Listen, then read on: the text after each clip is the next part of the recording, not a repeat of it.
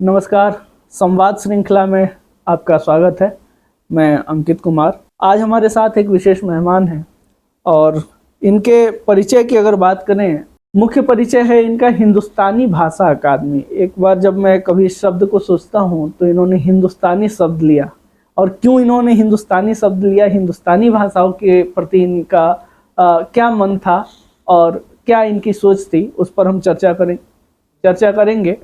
तो हिंदुस्तानी भाषा अकादमी के अध्यक्ष हमारे साथ हैं, साथ ही हिंदी अकादमी के केंद्रीय कार्य समिति के सदस्य हैं और इनके द्वारा एक त्रैमासिक पत्रिका प्रकाशित होती है जो हिंदुस्तानी भाषा भारती के नाम से प्रकाशित होती है। इन्होंने कई पुस्तकें भी लिखी हैं जिसमें जिंदगी की कुछ यूं ही पुस्तक इनकी वाकई चर्चा में रही थी, और वर्तमान में ये संस्कार सृजनशाला जैसी परियोजनाओं पर में कार्यरत हैं। हिंदुस्तानी भाषाओं के साथ हिंदी में भी इनका बहुत योगदान रहा है, और आज संवाद में कई संशयों के समाधान हेतु इन्हें आमंत्रित किया गया है। तो सबसे पहले आपका इस विशेष कार्यक्रम में बहुत बहुत स्वागत। धन्यवाद। जब भी बात की जाती है, जब हम आमतौर पर हिंदी के लेखकों की बात करते हैं तो उनकी पृष्ठभूमि जाननी बहुत आवश्यक होती है कि यह लेखक कहाँ से आया है। तो मैं जानना चाहूँगा कि आपकी पृष्ठभूमि क्या है और शिक्षा दीक्षा के बाद से हिंदी में प्रथम जुड़ाव आपका कब और कैसे हुआ था? अंकित जी, पहले तो मैं ये मानता हूँ कि मैं एक भाषा कर्मी हूँ। लेखक की श्रृंखला बहुत बाकी है।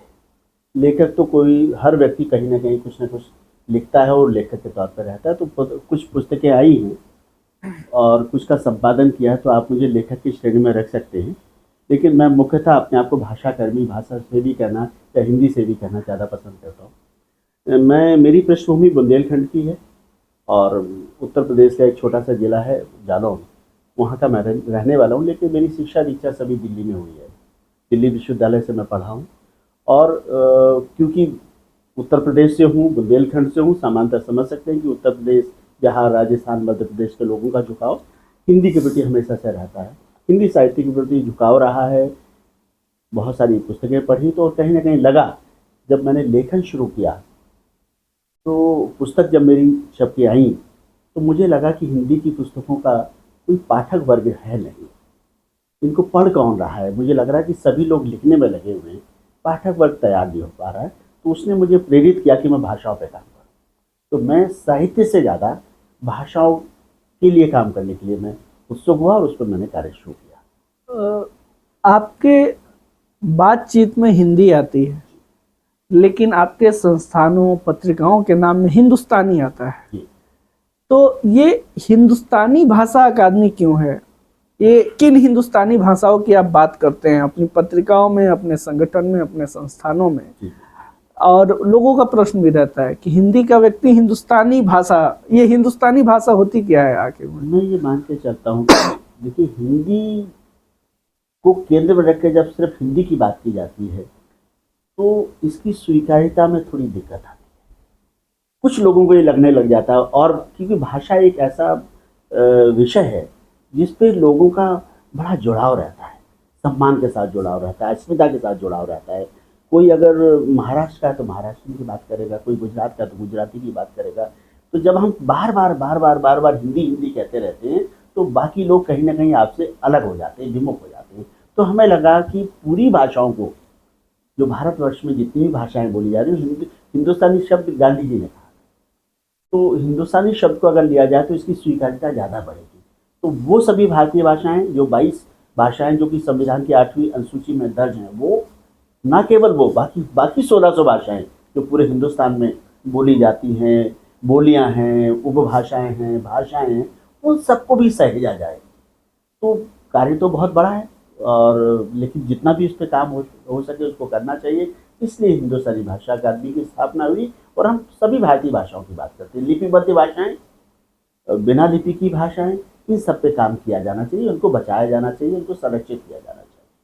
तो आप हिंदुस्तानी भाषाओं पर बात करते करते अंग्रेजी और उर्दू के विरोध में तो कभी खड़े? उर्दू तो हिंदुस्तानी भाषा ही है, ठीक है। अंग्रेजी का हमने कभी विरोध किया नहीं। किसी भी भाषा का विरोध नहीं होना चाहिए। मेरा मानना है कि सभी भाषाएं अपने आप में बहुत महत्वपूर्ण है, चाहे वो अंग्रेजी हो, फ्रेंच हो, जर्मन हो, लेकिन जब हमारी भाषाओं को का महत्व कम करके विदेशी भाषाओं को ऊपर लाया जाता तो मेरा विरोध वहाँ से शुरू होता है। यदि अंग्रेजी को भाषा के रूप में स्वीकार किया जाए, अंतर्राष्ट्रीय भाषा है, बहुत सारे काम हिंदी से होते हैं, उसको पूरा सम्मान मिलना चाहिए। लेकिन हिंदी की अंग्रेजी का सम्मान करते करते कहीं हम अपनी भाषाओं का कहीं अपमान करने लग जाएंगे तो वो मुझे स्वीकार्य नहीं होता है। आप कहते हैं कि आप एक लेखक नहीं हैं, मतलब लेखक के दृष्टि से आप खुद को कम आंकते हैं।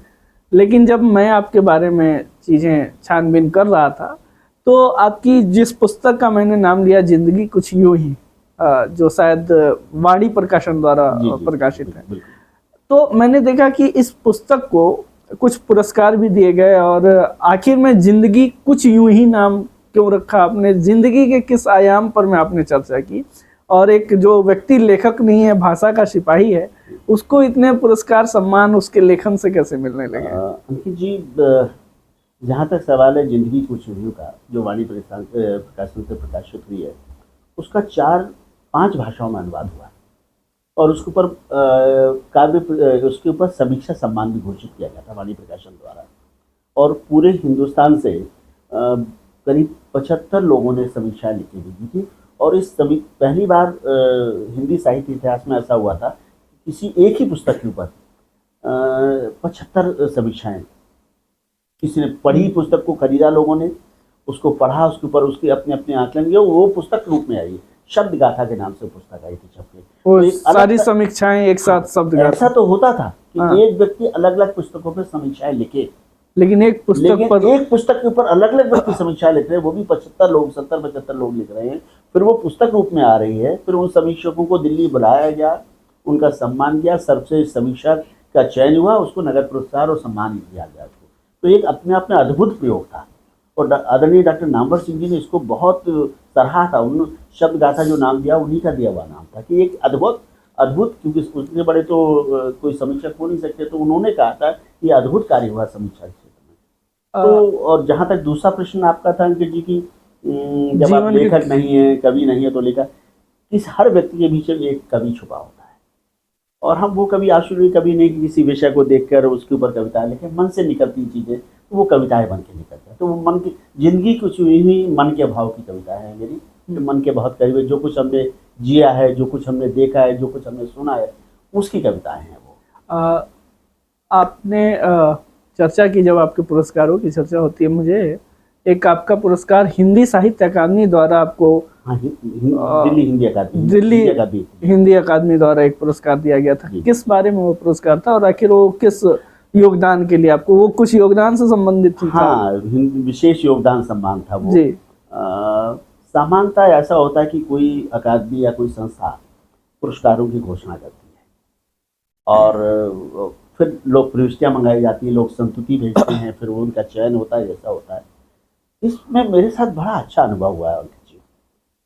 मुझे अचानक मैं कहीं यात्रा पे था तो मेरे पास फ़ोन आया कि आपको आज अखबार में आपका नाम आया है और हिंदी अकादमी दिल्ली सरकार का विशेष योगदान सम्मान आपको दिया जा रहा है। तो हमने कहा हमने तो कोई प्रविष्टि भेजी नहीं है, तो योगदान का ये सम्मान कहाँ से आएगा, आप मजाक कर रहे हैं सर। कुछ समय बाद फिर दूसरा फ़ोन आया, तो मैंने उस समय हिंदी अकादमी के सचिव डॉक्टर जीतराम भट्ट होते थे, वो मेरे पास थे। मैंने उनको फ़ोन किया, सर कोई और नाम किसी का आया है, क्या आया है, किसका योगदान है? लोग मुझे फ़ोन कर रहे हैं, साहब वो आपका ही एक सम्मान है। तो मैंने कहा हमने तो कोई प्रविष्टि भेजी नहीं। तो मुझे उन्होंने बताया कि जो चयन समिति थी, उन्होंने सभी ने ये निर्णय लिया कि आपने हिंदी के ऊपर आप बहुत काम कर रहे हैं, भाषाओं पे बहुत काम कर रहे हैं, बच्चों के साथ, शिक्षकों के साथ बहुत काम कर रहे हैं, तो ये सम्मान, विशेष सम्मान आपको दिया जाए। तो वो 1 लाख रुपए का सम्मान दिल्ली सरकार के द्वारा मुझे दिया गया, विशेष योगदान सम्मान। शायद उसी वर्ष उसको शुरू किया गया था, मेरे कार्यों को रेखांकित करते हुए। और मेरे लिए सबसे खुशी की बात ये थी कि मैंने उसके लिए किसी तरह की कोई प्रविष्टि नहीं भेजी। तो मुझे लगता है कि आप जब काम करते हैं, कोई गंभीर कार्य करते हैं और बिना किसी पुरस्कार की कामना किए करते हैं, तो कुछ चीज़ें आपको जीवन में मिलती चली जाती है। स्वयं आप काम करते रहना चाहिए, कोई ना कोई लोग उसको पहचानते हैं, देर सवेर पहचानते हैं। कभी ऐसा डर नहीं लगा कि एक हिंदी का सिपाही और अपने साथ आप देखे होंगे कि जब हम एक ऐसे राष्ट्र में रहते हैं जहाँ विविधताओं में एकता तो है, लेकिन इन विविधताओं में विरोधाभास भी है। और एक हिंदी का सिपाही जब हिंदुस्तानी भाषाओं की बात करता है, क्योंकि भाषाएं एक साथ जोड़ती भी हैं और भाषाएं तोड़ती भी हैं, तो ऐसा नहीं लगा कि हिंदी का सिपाही हिंदुस्तानी भाषाओं को लेकर के चल रहा है तो कुछ बड़े बड़े जो हिंदी के बड़े लोग हैं वो उन्होंने विरोध किया हो या आलोचना की हो या प्रश्न उठाए हो कि आप हिंदुस्तानी भाषाओं की क्या जरूरत है। मुझे लगता है प्रश्न उठे तो मैंने उनका बहुत उचित जवाब दिया, तो उनको संतुष्ट कर पाया मैं। मैंने 2015 में इसका शुरुआत हमने निर्णय ले लिया था जी। भारत सरकार का भी ये भारतीय भाषा दिवस जो मनाया जा रहा है जी, ये भारतीय भाषाओं, देखिए पहले हिंदी दिवस मनाया जाता है, राजभाषा दिवस मनाया जाता है, पहली बार भारतीय भाषा दिवस मनाने की घोषणा 2022 से शुरू की गई। तो जिस कार्य को हम कर रहे हैं, सरकार भी उसी तरफ काम करना है। सरकार को भी लगता है कि पूरे देश को अगर एक सूत्र में बांधना है तो सभी भाषाओं का सम्मान करना होगा। हिंदी एक संपर्क भाषा के रूप में तो काम करती रहे, लेकिन अगर किसी भी भाषा का सम्मान कम होगा तो आप जुड़ नहीं पाएंगे उनके साथ। तो इनको आपस में जोड़े रखने के लिए, आपस में सामंजस्य बिठाए रखने के लिए सभी भाषाओं का सम्मान करना बहुत आवश्यक है। और ये बात हमने 2015 से, तभी हमने सभी भाषाओं को लिया। ये जो दिल्ली में जो पढ़ाई जा रही है, 9 भाषाएं पढ़ाई जा रही हैं, इनको साथ लेके, और हमारी पत्रिका में भी देखिए कि जो लेख आएंगे, विभिन्न भाषाओं के लेख आएंगे, एक विशेषांक एक भाषा पे केंद्रित होता है, भाषा बोली पे सब पे केंद्रित है। जब जिस पत्रिका का आपने जिक्र किया था, हिंदुस्तानी भाषा भारती त्रैमासिक पत्रिका है, विशुद्ध रूप से भाषाओं पे केंद्रित पत्रिका है। उसके अंदर कोई कविता, कहानी, साहित्य की कोई विधा नहीं आती, उसमें सिर्फ लेख आते हैं और एक विशेषांक किसी एक तमिल भाषा के ऊपर, मराठी भाषा के ऊपर, गुजराती भाषा के ऊपर, हिंदी पे, इन भाषाओं पे केंद्रित प्रत्येक अंक आता है। मेरा ऐसा मानना है कि केवल सरकार के भाषा दिवस मनाने से चीज़ें बहुत एक ऐसा अच्छा सा निष्कर्ष नहीं निकलता है केवल सरकार के योगदानों से। आप कहते हैं कि आपने पत्रिकाओं के माध्यम से भाषाओं को एक साथ करने का कार्य किया कि 9 भाषाएं दिल्ली की भाषाओं पर में और कई भाषाओं पर। कोई ऐसा कार्यक्रम जो आप करते हों या कोई जैसे आपने बात की अभी कि हिंदुस्तानी भाषाओं पर में भाषा दिवस का आयोजन हो रहा है, तो आपकी क्या भूमिका रही? क्या आप केवल लिखते ही रहे या इन हिंदुस्तानी भाषाओं को एक करने के लिए, इसमें योगदान करने वाले लोगों को सम्मानित करने के लिए, या इसमें आगे बढ़ रहे लोगों की पहचान करने के लिए, जैसे आपकी पहचान कभी दिल्ली साहित्य अकादमी द्वारा की गई थी, वैसे आपने कभी इस पर में कुछ कार्य किया या नहीं? अंकित जी, मेरा एक सूक्त वाक्य है, आप अगर देखेंगे कहीं सोशल मीडिया पे देखेंगे कि पत्तों पे पानी डालने से नहीं, जड़ों को सींचने से बढ़ेंगी भारतीय भाषा जी। ये मेरा सूक्त वाक्य जगह जाता है कि पत्तों पे पानी डालने से नहीं, जड़ों पे सींचने से बढ़ेंगी भाषाएं, चाहे हिंदी या कोई भी भाषा जी। तो हम लोग जड़ों पे काम करने वाले लोग। मैं ये पहचान गया था कि चाहे विश्व हिंदी सम्मेलन हो, चाहे बड़े बड़े आयोजन हो, चाहे राजभाषा सम्मेलन हो, इन पे काम करने के अलावा जब तक जड़ों पे काम नहीं किया गया, जड़ें हैं वो बच्चे जो पढ़ रहे हैं इन भाषाओं को, अगर वहाँ नहीं सींचा गया जड़ों को तो ये भाषाएं बचेंगी नहीं। पाठक कहाँ से लेके आओगे आप? पढ़ने वाला कहाँ से आएगा? जो बच्चा विद्यालय के अंदर 8वीं कक्षा तक सिर्फ हिंदी पढ़ रहा है, तो क्या लगता है कि वो साहित्य की किताबें मोटी मोटी पढ़ेगा क्या? 8वीं कक्षा के बाद निजी विद्यालयों के अंदर हिंदी को पढ़ाना बंद कर दिया गया है जी। 9वीं 10वीं का फ्रेंच, जर्मन, स्पेनिश आ गई, जिनकी आप विदेशी भाषाओं की बात कर रहे थे। सरकारी विद्यालयों में 10वीं के बाद हो गया। तो अगर ये बात हम बच्चों तक ये पहुंचा पाएं कि आपको अपनी भाषाओं से भी जुड़े रहना है, तभी आप जिंदगी में सफल हो पाएंगे। आपका जीवन तभी सफल, आप डॉक्टर बन जाएं, आप इंजीनियर बन जाएं, आप किसी के जिला कलेक्टर बन जाएं, किसी जिला के, आप कहेंगे अगर आपको ये चिकित्सा के क्षेत्र में जाएं तो किसी जिला के आप चिकित्सा अधिकारी बन जाएं। तो लेकिन आपको तो जाना तो पड़ेगा लोगों के बीच में ही। बिल्कुल। तो तमिलनाडु का आदमी, तमिल बोलने वाला व्यक्ति या अंग्रेजी बोलने वाला व्यक्ति, फ्रेंच जर्मन पढ़ने वाला व्यक्ति जिसने 10वीं 11वीं, क्या वो हरियाणा के किसी गाँव में जाके कैसे वो प्रशासन को चला पाएगा? आप उसको एक संपर्क भाषा के रूप में उसको एक भाषा सीखनी होगी, और वो हिंदी से अच्छी कोई भाषा नहीं। तो हमें लगा कि बच्चों के लिए काम किया जाए, इसलिए हमने एक मेधावी छात्र एवं शिक्षक सम्मान योजना का प्रारंभ किया। क्या है? हमने कहा कि ऐसे बच्चे जिन्होंने भारतीय भाषाओं में, न केवल हिंदी में, जी भारतीय भाषा में, दिल्ली में 9 भारतीय भाषाएं पढ़ाई जा रही हैं, जी भारतीय भाषाओं में जिन बच्चों ने 90% से अधिक अंक प्राप्त किए, जी जिन बच्चों ने 70% अंक प्राप्त किए, उनको सम्मानित किया जाए।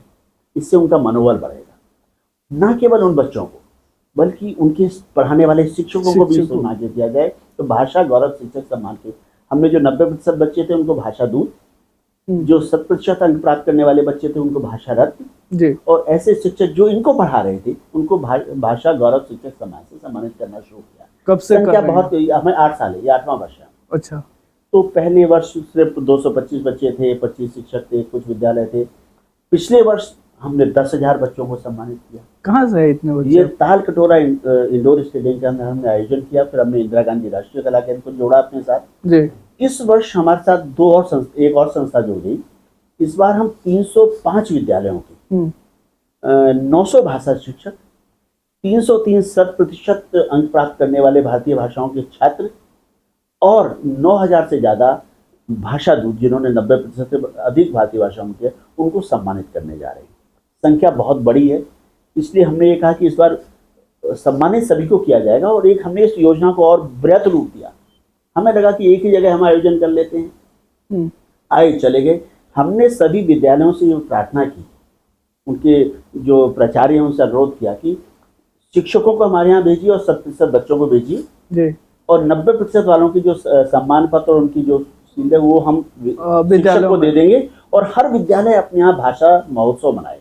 अच्छा, और भारतीय भाषा महोत्सव मनाए। और आप समझिए 305 विद्यालयों के अंदर जब भारतीय भाषा महोत्सव मनाया जाएगा और उनके शिक्षक और प्रबंधक वर्ग खड़े होकर शिक्षकों को और उनकी प्राचार्य शिक्षकों और बच्चों को सम्मानित करेगी, तो एक किस तरह का माहौल, बृहद संदेश। और अंकित जी, मुझे बड़ा आपको ये बताते हुए बड़ी खुशी हो रही है कि जब हम जुड़े थे, आप समझिए निजी विद्यालय जो बड़े बड़े ब्रांडेड विद्यालय हैं, हिंदी जैसे विषय पे, भाषा जैसे विषय के ऊपर वो गंभीरता से लेते नहीं थे। हमें प्रविष्टियां नहीं प्राप्त होती थी हमें, लेकिन अब हमारे पास विद्यालयों से फोन आते हैं, प्राचार्यों के फोन आते हैं, अभिभावकों के फोन आते हैं कि सब इस वर्ष का आयोजन कब करने जा रहे हैं। और जो भाषा शिक्षक जिन्हें यहाँ विद्यालयों के अंदर 2 दर्जे का व्यवहार होता था, कौन है साइंस का अध्यापक है, कौन है गणित का अध्यापक, कौन है अंग्रेजी का अध्यापक है, हिंदी का अध्यापक बेचारा दुबका हुआ सा बैठा रहता था। उसको लगता था कि हमें कोई सम्मान मिलता नहीं है यहाँ पे। कौन है भाषा के शिक्षक? उन शिक्षक, वो शिक्षक जब यहाँ से बड़ी बड़ी स्मृति चिन्ह लेके जाते हैं, बड़े बड़े सम्मान पत्र लेके जाते हैं, पूर्व राष्ट्रपति महोदय सम्मानित कर रहे हैं, संस्कृति मंत्री आ रहे हैं, गृह राज्य मंत्री आ रहे हैं, इन लोगों से जब बड़े मंचों पर सम्मानित हो जाते हैं तो पूरे गर्व के साथ अपने विद्यालय में जाते हैं और पूरा विद्यालय उनका स्वागत करता है। तो एक अलग तरह का पूरे विद्यालयों के अंदर बुलाते। करीब 700 से 800 विद्यालय हमारे साथ टोटल, इतने विद्यालयों के साथ हम इन 8 वर्षों में संपर्क में रहे। ना केवल दिल्ली में, गुड़गांव में, गाजियाबाद, यहाँ भी हमने लोगों को जोड़ा। तो एक अलग तरह के भाषाओं को लेके अलग तरह का एक उत्साह आया है भारतीय भाषाओं को लेके। बच्चों के अंदर भी उत्साह है, उनको लगता है कि हिंदी में मिलता है। तो कुछ बच्चों ने क्या किया, हिंदी के अतिरिक्त भाषा के लोगों में पढ़ना शुरू कर दिया। उनके विषय में हिंदी नहीं थी, वो एक अतिरिक्त विषय पढ़ गया। हम बच्चों को यहाँ समझाते हैं कि बेटा, अगर आप 11वीं कक्षा के अंदर आप विज्ञान विषय ले लेते हैं, आप वाणिज्य विषय ले लेते हैं या कोई और विषय ले लेते हैं, फिर भी हिंदी को आप एक अतिरिक्त विषय के रूप में ले लीजिए। ऐसी व्यवस्था बोर्ड में आप इसको पढ़ोगे तो आप भाषा से जुड़ोगे, हमारी संस्कृति से जुड़ोगे और संस्कृति को आगे लेके जाओगे। आप देश को और समाज को समझने का अच्छा मौका आपको मिलेगा इन भाषाओं के माध्यम से। ऐसा माना जाता है कि जो भाषाएं होती हैं वो राष्ट्र की समृद्धि की प्रतीक होती हैं, राष्ट्र के संस्कृति की प्रतीक होती हैं, राष्ट्र के सम्मान की प्रतीक होती हैं। साथ के साथ भाषाएं संस्कार की भी प्रतीक होती हैं। और अगर वर्तमान परिप्रेक्ष्य की बात करें तो नैतिकता के दृष्टिकोण से मुझे ऐसा लगता है कि कई अपराध बढ़ रहे हैं तो उसमें नैतिकता की कमी है और उसके कारण सामाजिक कुप्रभाव भी पड़ा है, दुष्प्रभाव पड़ा है। और मुझे लगता है कि भाषा का बृहद रूप जो होगा वो संस्कार सृजन कर सकता है। तो आप इतनी भाषाओं के साथ चलते हैं, तो इन भाषाओं के साथ आपका संस्कार की ओर और नैतिकता की ओर कोई ठोस कदम है या? जो आपने जो प्रश्न किया वो मेरे मन के बहुत करीब है। मैं मान के चलता हूँ कि भाषा और संस्कृति रेलगाड़ी की एक पटरी की तरह होती है। जिस तरह भाषाएं चलती हैं, हमारे संस्कार और संस्कृति भी उसी तरह की। भाषा मुड़ेगी, संस्कृति संस्कार मुड़ जाएगा। हमारी भाषाओं के अंदर संस्कृति समावेश है। भाषाएं हमारी गर्भनाल है। हम अपनी भाषाओं में जो ज्ञान छुपा हुआ है, जो संस्कार छुपे हुए हैं, वो हमारी भाषाओं के माध्यम से आता है। हमें ऐसा लग रहा है कि जो अब आज स्थिति जिस तरह की लग रही है, उसमें लग रहा है कि बच्चे भाषाओं से विमुख होने के बाद संस्कृति से भी विमुख हो रहे हैं। हमने एक संस्कृति शाला के नाम से योजना शुरू की है। इसके अंदर नई पीढ़ी के अंदर संस्कारों का हस्तांतरण कैसे हो, अच्छा, इसका विषय है नई पीढ़ी में संस्कारों का हस्तांतरण। भाषा संस्कृति संवाद श्रृंखला, ये हम विद्यालयों में शुरू करने जा रहे हैं। हमने प्रथम जो इसका जो स्तर पे जो हमने किया कि जो भाषा शिक्षक हैं उनकी एक एक दो दो दिन की कार्यशालाएं शुरू करें। मुझे लगता है कि बच्चा जो कुछ भी करता है वो पहले सीखता है, देख के सीखता है जी। आप जितनी बड़ी बड़ी किताबें पढ़ा दीजिए, जब आप उसका आचरण करते हो, जब मैं शिक्षक हूँ और मैं कहूँगा कि इस बोतल को मुंह में लगा के पानी मत पिए, और शिक्षक खुद खड़े होकर मुंह से पानी पी रहा होगा, तो उसकी बात का असर जब आप काम करते हैं, करते हुए दिखते हैं, तो बच्चे मानते हैं उसको जी। तो ये शिक्षकों के लिए हमने एक कार्यशाला शुरू की कि हम अपने बच्चों को संस्कृति का पाठ कैसे पढ़ाएं, ये बहुत आवश्यक है। तो हमने संस्कृति शाला शुरू की। हमने नई पीढ़ी में एक संवाद श्रृंखला शुरू की, अलग अलग जगह जाके विद्यालयों में, विश्वविद्यालय में। तो इस तरह के हम संस्कृति पे काम कर रहे हैं। भाषा और संस्कृति दोनों एक ही सिक्के के दो पहलू हैं। भाषा बचेगी तो संस्कृति अपने आप बच जाएगी। जब वही बच्चा, समझ लीजिए कि हमारे धर्म ग्रंथों को, हमारे महापुरुषों को अगर ये समझिएगा कि वो अंग्रेजी माध्यम, तो राम को रामा पढ़ेगा, कृष्ण को कृष्णा पढ़ेगा जी, योग को योगा पढ़ेगा, कहीं ना कहीं चीजें ऐसी रहेंगी। तो वो जो हमारा जो ज्ञान है, जो हमारा 5-4 वर्षों की जो संस्कृति है, उसको विदेशी भाषा के माध्यम से पढ़ेगा तो उस ढंग से पढ़ाया जाएगा। लेकिन वो हमारे धर्म ग्रंथों से पढ़ेगा, हमारी भाषाओं के माध्यम से पढ़ेगा, तो वो कुछ और ज्ञान प्राप्त करेगा। तो मुझे लगता है कि अपनी भाषाओं से भी जुड़े तो वो संस्कृति के, सभ्यता के नजदीक पहुंच जाएगा। जब आप बात करते हैं हस्तांतरण की, और आप कहते हैं कि संस्कारों का हस्तांतरण जरूरी है, और आप कहते हैं कि राम को रामा नहीं पढ़े, कृष्ण को कृष्णा नहीं पढ़े, तो मुझे ऐसा लगता है कि ये तभी संभव है जब आपने परंपरा को बहुत बृहद रूप में देखा है। और जब हम बात परंपरा की करते हैं, खुद में व्यापक है, लेकिन इसको अगर हम बहुत समराइज जाएं और आपके विषय से जोड़ें, तो भारतीय ज्ञान परंपरा अगर हम देखें तो उसमें आप वेदों, पुराणों, उपनिषदों और कई चीज़ों के साथ में जब आगे बढ़ते हैं, और जो हमारी अभी मैं देख रहा हूँ भारतीय ज्ञान परंपरा को कैसे अपनाया जा रहा है कि पहले आप महाभारत काल में देखें तो युधिष्ठिर के पास अलग विद्या थी, अर्जुन के पास अलग कौशल था, नकुल, सहदेव, भीम कोई गदा में है, कोई भाले में है। वैसे ही आज हम लोग ministry of skill and entrepreneurship पर में काम कर रहे हैं कि स्किल बेस्ड हम लोग शिक्षा की बात कर रहे हैं। तो परंपराओं का सीधा असर अभी वर्तमान में देखने को मिल रहा है।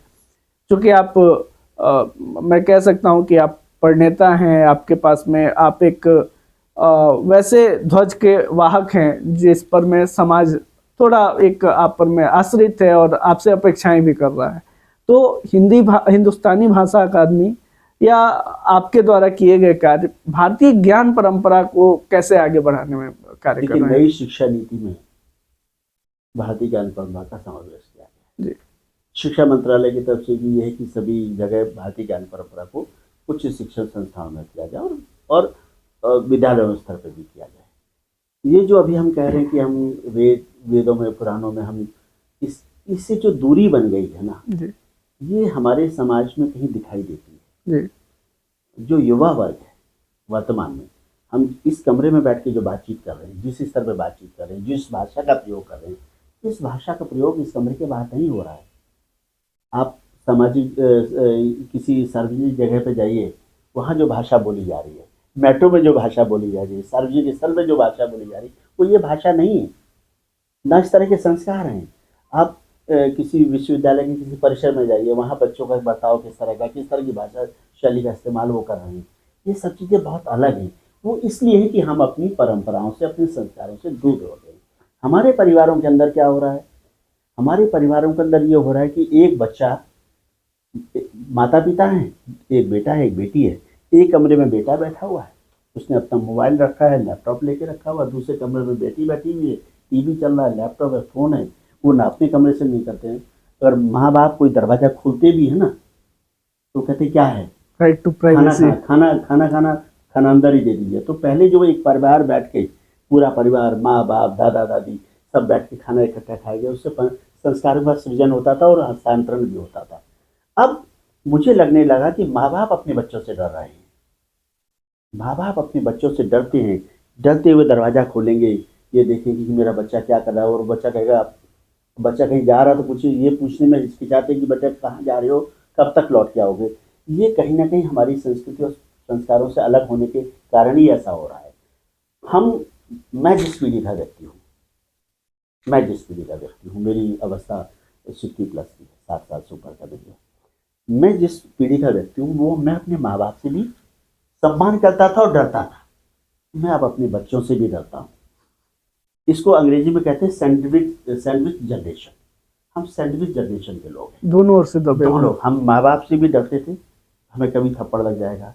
अब बच्चों से डरते हैं कि बच्चा कब डांट देगा, आपको क्या मतलब है, आप मेरी ज़िंदगी में दखल मत दीजिए। इस तरह की जो विचार समाज में आ रहे हैं, ये संस्कारों की सही हस्तांतरण न करने के ऊपर है। एक व्यवस्था ये भी हो कि पहले रिश्ते खत्म हो रहे हैं, दादा दादी, चाचा चाची, ताऊ, मामा, कहाँ रिश्ते। पहले हमें इंतजार रहता था कि गर्मी की छुट्टियां होने वाली है, 1 महीने के लिए हम अपने मामा मामी के घर जाएंगे, नाना नानी के घर जाएंगे। सब चीज़ें, सब परिवार सिमट रहे हैं। तो मुझे ऐसा लगता है कि हम आने वाले वर्षों में 2050 में चाहे विश्व शक्ति बन जाएंगे, आर्थिक रूप से बहुत संपन्न हो जाएंगे, लेकिन संस्कारों के में हम कहीं पिछड़ जाएंगे अगर हमने भारतीय परंपरा के माध्यम से अपने युवाओं को सही शिक्षा देनी नहीं सीखी। उनको शिक्षित करना, संस्कारों का सृजन करना बहुत जरूरी है। नहीं तो एक ऐसी भीड़ इकट्ठी कर लेंगे हम जिसका हाल अमेरिका और यूरोप से भी ज़्यादा बुरा होने वाला है। हमें अभी चेत जाना चाहिए, नहीं चेते तो फिर कभी नहीं। ये आखिरी पीढ़ी है हमारी जो संस्कारों को देने वाली है। अगर हम नहीं दे पाए तो गलती हमारी पीढ़ी की रहेगी। आप हिंदी को बार बार संपर्क भाषा कहते हैं, संपर्क भाषा क्या है, कैसे हिंदी एक संपर्क भाषा आप उसे मानते हैं? 22 जो भाषाएं हैं वो आधिकारिक भाषाएं हैं 8वीं अनुसूची में संविधान के जी। 22 भाषाओं में डोगरी भी है, कश्मीरी भी है, कोंकणी भी है। वो सभी भाषाएं, बहुत सारी भाषाएं खतरे में हैं जी, मरने वाली हैं। और कहा जाता है कि अगर किसी भाषा का एक शब्द भी मरता तो एक आदमी की मृत्यु के बराबर होता है। कोई एक भाषा मरती है तो पूरी सभ्यता और संस्कृति चली जाती है, उस भाषा क्या चली जाती है, पूरा ज्ञान चला जाता है। तो ऐसा नहीं कि अगर 8वीं अनुसूची में सम्मिलित हो गई है तो भाषा संरक्षित हो गई। बहुत सारी भाषा, कश्मीरी भाषा के ऊपर अभी प्रश्न लग रहा है, बहुत जगह लग रहा है। तो हिंदी भाषा इन सभी भाषाओं में सबसे बड़ी भाषा हिंदी मानती है, जो कश्मीर से कन्याकुमारी तक जिसको समझा तो जाता सूत्रधार है। हाँ, मतलब तमिलनाडु का आदमी उत्तर में आके रोटी रोजी कमा देगा कि अगर उसको हिंदी आती है, अपनी बात पे सुन लेगा, समझ लेगा। तो संपर्क भाषा इससे बड़ी कोई और भाषा हो नहीं सकती। ऐसी भाषा जिसने स्वतंत्रता संग्राम में बहुत बड़ा पूरे देश को एकजुट करने वाली वही तो थी। स्वतंत्रता संग्राम के अंदर क्या था, जब हम देश की आज़ादी की लड़ाई लड़ रहे थे तो हिंदी ने ही सबको जोड़ा था। तो इससे बड़ी कोई संपर्क भाषा हो नहीं सकती। तो हम ये नहीं कहते, मैं तो कभी इस तरह की मुहिम चला करती थी कि हिंदी को राष्ट्रभाषा बना दो। तो मुझे लगता है इससे हम बहुत आगे निकल गए हैं, उसकी लकीर पीटने का कोई फायदा रह नहीं गया। हिंदी पहले भी राष्ट्रभाषा थी, अब भी राष्ट्रभाषा, अघोषित राष्ट्रभाषा, राजभाषा है, लेकिन इतनी बड़ी भाषा है जो पूरे देश में बोली जाती है, समझी जाती है। और इसको सीखने वाला व्यक्ति कहीं भी पूरे हिंदुस्तान में कहीं भी रोजी रोटी कमा सकता है, जा सकता है, आ सकता है और बात अपनी कह सकता है और सुन सकता है। इसलिए दक्षिण के लोगों को भी अब ये समझ में आ गया है कि हिंदी को सीखे बिना आप उन्नति कर नहीं सकते, चाहे वो व्यवसाय का क्षेत्र हो, चाहे वो शिक्षा का क्षेत्र हो, चाहे वो कहीं आप नौकरी करने जा रहे हो, आपको ये भाषा सीखनी ही पड़ेगी संपर्क भाषा के रूप में। इसलिए हिंदी के महत्व बहुत ज़्यादा है और कोई भाषा इसकी जगह ले नहीं सकती। अंग्रेजी कितनी प्रतिशत लोग बोलते हैं, अब कहीं 100 सालों से आप हिंदी का ढोल बजा रहे हैं, कितने 3% 4% लोग हिंदी सही ढंग से अंग्रेजी बोल पाते हैं। तो क्या अंग्रेजी संपर्क भाषा बन सकती है? नहीं बन सकती। कहने को कहते रहिए, ढोल पीटते रहिए, अंग्रेजी माध्यम ये वो करते रहिए, लेकिन होगा कुछ नहीं। हिंदी को आपको संपर्क भाषा बनाना ही पड़ेगा और है ये संपर्क भाषा, और ये विश्व भाषा है, जनभाषा है और राजभाषा और अघोषित राष्ट्रभाषा है। हिंदी के लिए आपके आगामी प्रयास क्या क्या हैं कि आप हिंदी के साथ में हिंदुस्तानी भाषाओं को लेकर के? और दूसरी बात कि आप बुंदेलखंड से हैं और वो आपकी मातृभाषा के साथ साथ आपकी क्षेत्रीय भाषा भी है। और एक भाषा और जिसके लिए एक लड़ाई चल रही है, भोजपुरी।